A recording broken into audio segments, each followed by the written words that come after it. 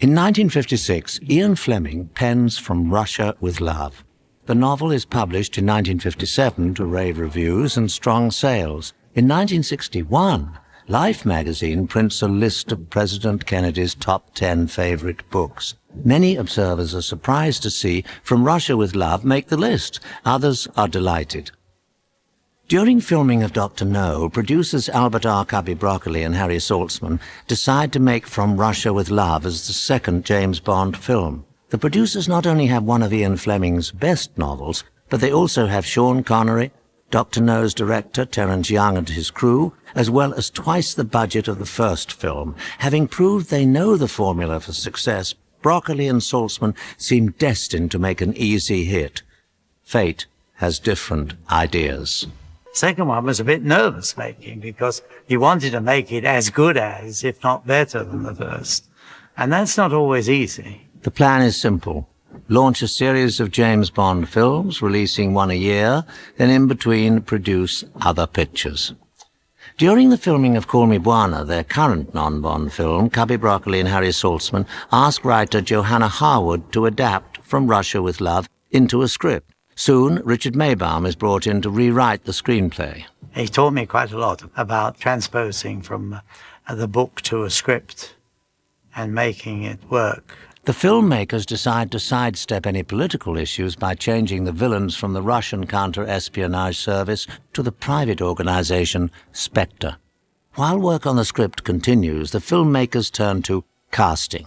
Noted film actor and novelist Robert Shaw signs on to play Spectre killer Red Grant. For the role of Spectre number 3, the filmmakers turn to an unlikely but brilliant choice. Former German cabaret star Lotte Lenya. She was the wife of Kurt Weill and very well known in the European theatrical scene and film scene of Germany.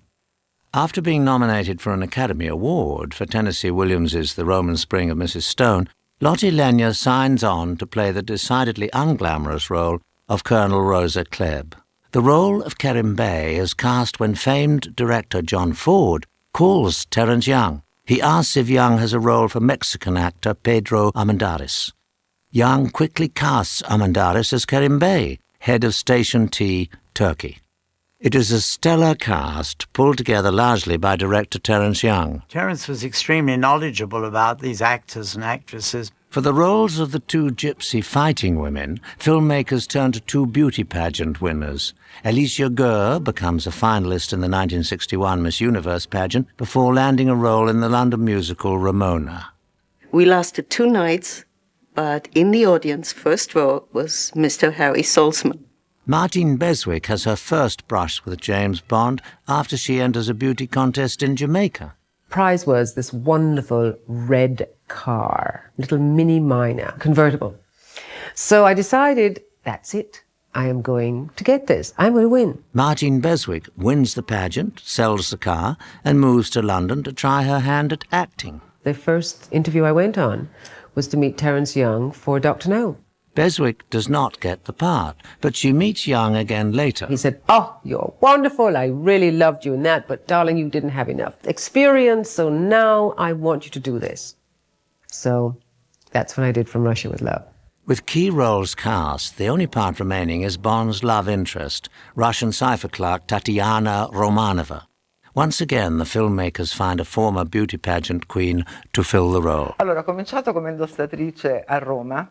I began as a model in Rome, working for Valentino, among others, and then I took part in the Miss Universe contest in Miami. Daniela and I were roommates, and we were both the top runner-ups in the Miss Universe. First runner-up, the delegate from Italy. Daniela Piazza.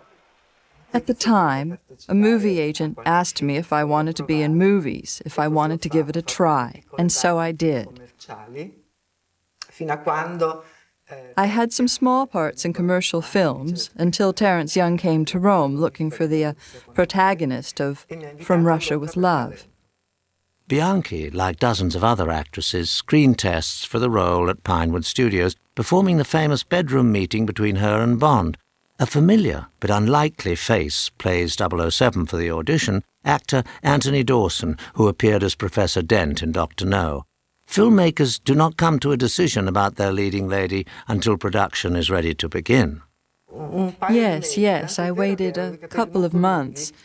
I had very long hair, and in the meantime I cut it, and Terence was very disappointed. Despite the shorter hair, Daniela Bianchi adds an air of exotic beauty to the cast. As production nears, Ken Adam, a key member of the production team, becomes unavailable. Kubrick had seen Dr. No, and he was so impressed by it that he called me if I would like to do his next picture, which was Dr. Strangelove. With Ken Adam unavailable, the filmmakers turned to his art director from Dr. No, Sid Kane. Also missing is stunt arranger Bob Simmons. He basically handed that one over to Peter Perkins because he was on another film. By March, all the elements are in place except one, the screenplay. The filmmakers find the addition of SPECTRE to the plot does not yet work. The studio has concerns that the story is too complex. Even as rewrites continue, the filmmakers hold a press conference at the Connaught Hotel to announce production. Filming with the principal actors begins on April Fool's Day, 1963. The scene introduces a new member to the James Bond family. It came absolutely right out of the blue. I just got a message from my agent saying, I've got a part for you in the next Bond film. The briefcase becomes the first of Bond's lethal toys from Q, and Desmond Llewellyn becomes internationally famous as the gadget master of MI6. Editor Peter Hunt has his own fun with the locks in the cutting room. Terence was saying, what have you got cut? What, can I see anything? You know, he was anxious. Yeah, I said, we got the scene with M and Q and Bond in the office. Oh, good, let's have a look at it. Terence fell out of his chair, and he loved it so much. Those are the sort of fun things that we did. On April the 3rd, shooting continues with Lotte, Lenya and Daniela Bianchi. The mood off camera is decidedly different than the on-screen tension. Ah, yes. Well, it was pretty funny because Lotte was a very small, very sweet woman, and Terence had chosen her for the role of a tough villain. It was just totally different from what she was. Then it was funny because she had to wear these really thick glasses in the scene where she was so villainous and rigid. She couldn't see a thing. The scene contains risque undertones for the time, which are expertly handled by director Terence Young. Ah, Terence Young. Terence Young was a very elegant man, very refined, very demanding on the set, but he always succeeded in creating a pleasant and friendly atmosphere. On Friday, April the 5th, filming moves to Stage D at Pinewood Studios, where Terence Young stages an international chess championship. One of my favourite sets, and that still is, you know. I took it as a chess motif, which hopefully gave it the right atmosphere. The set costs $150,000 to build, and that does not even include the ceiling, which is recreated by matte artist Cliff Cully. All the columns around the sides, and from there on up was painted. There's, I mean, like most film sets, no top. You know, most film sets are lit from the top, as you know, so if you get a big shot that features a ceiling, you can bet your life it's either a hanging miniature or it's a matte painting, you know, to hide all the lighting. The scene also includes one of the most famed end games of modern chess history. For the film, Terence Young recreates Boris Spassky's daring maneuver from the 1960 Spassky-Bronstein match. Soon director Young has his leading actors up to maneuvers all their own. The scene opens with a daring glimpse of nudity, which is only partially concealed by a gauzy curtain. Ah, yes. I wasn't naked. I wasn't the person who streaks across the room naked. I was very concerned about keeping the sheet tight around me. Daniela Bianchi finds little help from her co-star, Sean Connery. Sean naturally did everything he could to complicate things. Then Terence made us repeat the scene so many times. Terence really had fun with it, maybe because of my embarrassment. On April the 10th, shooting begins on the set of Blofeld Shipboard headquarters. The scene has been quickly rewritten the day before. On the set, Young changes many aspects of the scene, including switching around dialogue. For Blofeld's Hands, Terence Young turns to his old friend Anthony Dawson, a role the actor will repeat 2 years later in Thunderball. The scene proves difficult to film. The Siamese fighting fish do not fight, and the dialogue is badly in need of a polish. With no other sets completed, Terence Young starts the crew on night shoots for the film's opening. This sequence is set to film in the gardens of Pinewood Studios. Harry Saltzman had come up with the idea of Bond being killed in the film's opening, but the shot of the mask of Bond being lifted off actor John Ketteringham looks too similar to Connery, a problem which is not discovered until the cast and crew arrive in Istanbul. Oh, that was a wonderful location. I mean, the city itself just lent everything that Bond films needed. Intrigue, romance, beautiful.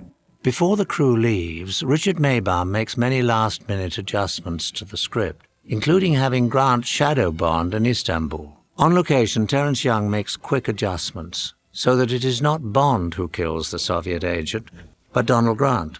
Thus, at every turn, when Bond thinks he's fighting the Russians, he's really just a pawn in Spectre's game. A change that suddenly brings the script into focus. Ian Fleming joins the crew on location. Ian was there during the filming, and we were both great sightseers, so we went everywhere, into the markets and into the mosques and up and down the Bosphorus. We just had a great time. Fleming strikes up a friendship with actor Pedro Armendáriz, but for director Terence Young, the location is a little too friendly. At every location, crowds by the thousands gather to watch the filming.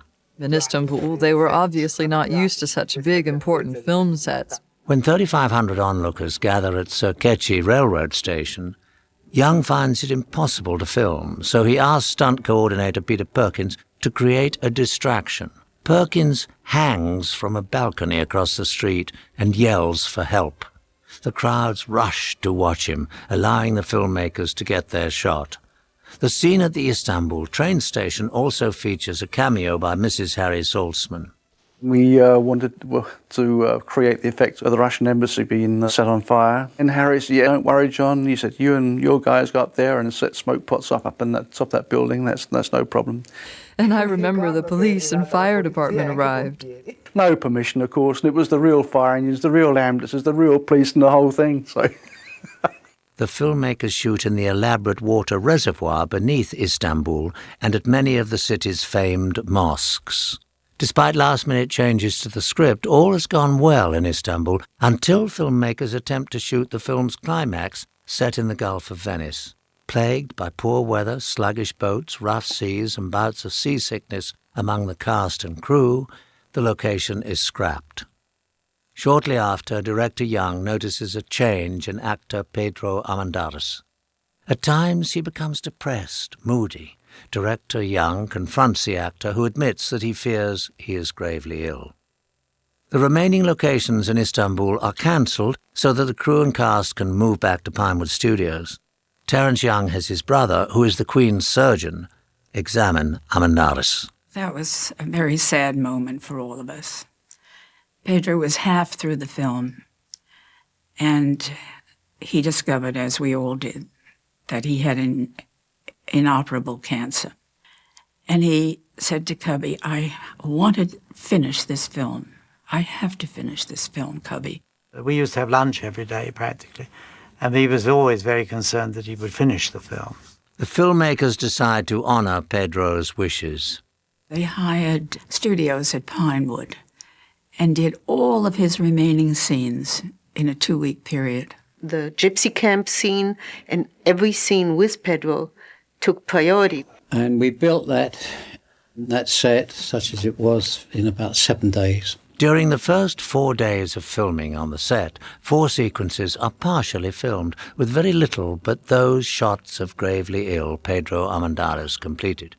His wife was with him at all the time. What a fantastic woman. What a loving woman. Beh, ha cercato di aiutarlo molto. Well, Terence tried to help them a lot. The technicians did too, but then at the end, Pedro just couldn't do it anymore. He was most insistent that he did all the post-syncing and all the voice requirements that were necessary. Terence said to me, "We're going to have to take Pedro up to London and get the tracks very quickly because the man's very sick. And I've never forgotten it because he tried so hard, in spite of being in obvious pain, he worked incredibly hard to get everything perfect. And then when we said goodbye to him, that was it. Pedro Armendáriz lived life on his own terms. He completes From Russia with Love so that he can leave money for his wife and children. He returns to Mexico, then checks into the UCLA Medical Center in Los Angeles. On June the 18th, rather than waste away under the haze of pain medication, he takes out a gun he smuggled into the hospital and takes his own life. The cast and crew are shattered by Pedro's departure. It is up to director Terence Young to pull them together. So I think Terence's contribution to the film, in a kind of salvage situation where we had to get something done. He knew what he was trying to do and succeeded fantastically well. I loved Terence, I really did. He was just great. I rate Terence Young as one of the best directors I've ever worked with. And he always took charge and completely took care of us. He called everybody my children. He said, "Come along, children, come along." And not only did he call you my child, but he behaved as if you were his child. It was very comforting. The work on the Gypsy set is anything but comfortable and requires careful choreography. Stunt arranger Peter Perkins begins preparing the actresses long before the cameras roll. They brought us in and trained us for 3 weeks. We came to Pinewood Studio every day and rehearsed. He said, think of that fight as a ballet routine. I love to dance, so I was in great shape. I'm really glad that I listened to Peter when he said, don't take it lightly, rehearse the fight, remember every move. Then on the night, Terence insisted that we should kill each other. I remember Terence Young saying, I want to see more legs flying in the air. I didn't want to hurt her, but at the same time, I was in the part. We could easily have gotten injured. Terence Young launches into a full-scale battle scene. Everything on Bond is rather larger than life, so there are no little fight scenes. They're all blown up into something quite extravagant, and that's what makes it all such fun. One evening, he was telling me, I don't like close-ups. I like action scenes. In mid-June, Terence Young prepares an action scene on the meticulously recreated Orient Express set. Only the scenes on the Orient Express lasted several days because this fight between Grant and Bond was complicated because we were in such a small space. Everything went well, apart from Sean's usual games. He tickled me to make me laugh when instead I was supposed to be half dead on account of the drugs the villain Grant had given me. We were able to build up this wonderful tension with that case. Terence Young, a boxer while at Cambridge, works out the choreography with Peter Perkins and stuntman Jackie Cooper. For the next 2 days, the stuntmen carefully rehearse Sean Connery and Robert Shaw. On June the 20th and 21st, Young uses 3 cameras to film the scene. The actors give it their all. The stuntmen are only used for 1 shot. Yet some of the crew feel that Terence Young has gone too far. They worry the fight is too violent, that audiences will react against the realistic brutality. In early July, Terence Young takes his crew to Crinan, Scotland, to film one of the most challenging sequences in any Bond movie. Taking a page from Alfred Hitchcock's North by Northwest, Terence Young adds an aerial assault on 007. Connery does many of his own stunts for the sequence, which requires split-second reflexes on the part of the actor. Many on the crew breathe a sigh of relief when the scene goes smoothly. On Sunday, July the 6th, Terence Young again prepares to shoot the ill-fated boat sequence. In the morning, Young sets off to scout locations in a helicopter. There was a problem with that helicopter, and they worked on it all night. And then I went down to the quayside in the morning, and Terence Young, the director, Michael White, the art director, and the camera guy was on board. This thing took off, and it went backwards. The helicopter took off, took over into the water, rose about 30, 40 feet, and suddenly didn't rise any more. Stood still for a moment. Terence was waving to us, and I knew they were going to have a problem. The pilot had the presence of mind to put the helicopter into a 90-degree angle. And then he flipped it on its side and it went straight into the sea. Which meant, as it hit the water, the blades blew off. So we both stripped off and we dived in and got down to the bottom. It was down about 40 feet, I suppose, 40, 50 feet. And they were inside the actual bubble, and they had a little bit of air left, and not much. And Terence was kicking the plexiglass bubble to try and get out, because they couldn't get out through the left-hand door because that was blocked off with the camera platform.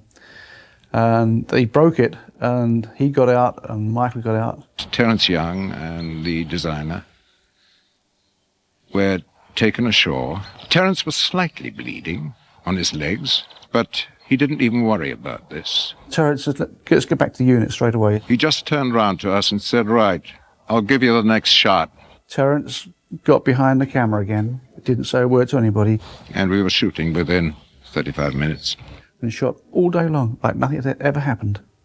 It's quite amazing, absolutely amazing. Director Young works diligently to complete the scene, which is complex and dangerous. We caught the sea on fire, of course. The effect calls for hundreds of gallons of gasoline and dozens of underwater charges. Due to the cost and the risk, it is set for only one take. And on the radio they said that the boat's going to come down, and when they fire the Berry pistol, take our time, our own cue, and then we hit the explosions. The Very light came across, it hit the water, and we hit it. And everything worked perfectly. And then the boats just disappeared, and we were left on this island. And I said to Frank, there's something wrong here. There's something seriously wrong. Due to a miscommunication, the explosions are set off during a rehearsal. Assistant Director David Anderson breaks the news to John Steers. He said, we've got to do it again tomorrow, John. So I said, well, hold on, the stuff has to come up from London. John Steers has one day to recreate his effect. We worked that night, calling people and getting stuff, transport organised and stuff like that. And we got the stuff up there, and we were ready when we said we'd be ready. All right, here we go now. Action! Despite accidents and delays, Terence Young finally prepares to complete the Scotland shoot on July the 17th. The actors are required on location at 6 a.m.